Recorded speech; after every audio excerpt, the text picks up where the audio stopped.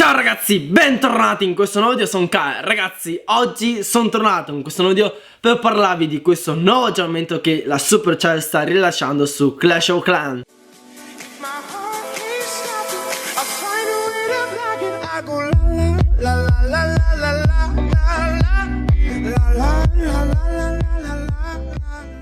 La prima novità di questo nuovo aggiornamento è l'introduzione della Torre Inferno livello 4. Infatti la Torre Inferno a livello 4 riesce a difendersi contro 5 maghetti livello 6 totalmente maxati. Invece praticamente la Torre Inferno livello 3 multipla non è in grado di difendersi contro 5 maghetti livello 6 totalmente maxati.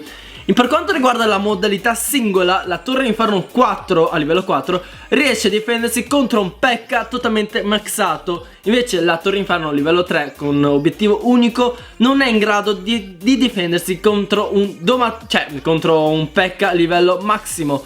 Cos'è massimo? La seconda novità è stata l'introduzione del nuovo livello dei domatori, nuovo livello delle Valchirie, nuovo livello dei Goblin, nuovo livello dei Mortai. Significa che sarà tutto più cazzuto. Come potete vedere da queste immagini, le Valchirie fanno veramente malissimo accompagnate dalle furie. Invece, come potete vedere, sempre qua sotto impressione, i domatori riescono a distruggere un Town Hall 11 totalmente maxato. Cioè, ve ne rendete conto, ragazzi? Un Town Hall, probabilmente i domatori attualmente, quelli al 5, non riescono a fare un graffio quasi ai Town Hall 10 totalmente maxati. Anzi, si riesce, ma è molto difficile. Perciò da questo aggiornamento in poi dovremo essere molto attenti al domatore che ce lo mette in culo.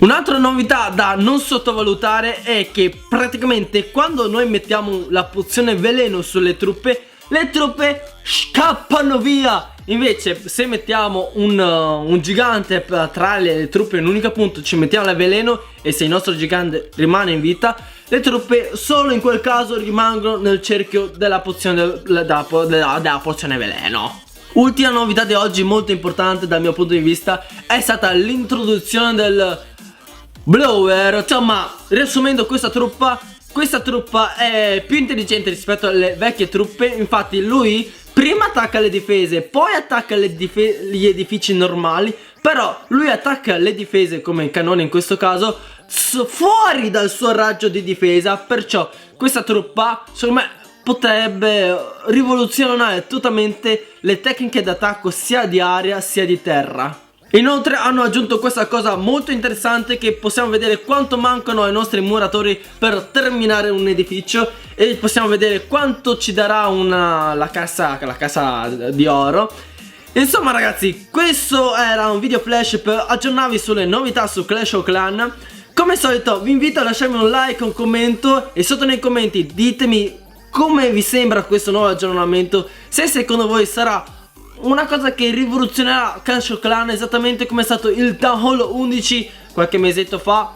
Vabbè, questo è veramente tutto. Like e commento, e noi ci vediamo molto presto.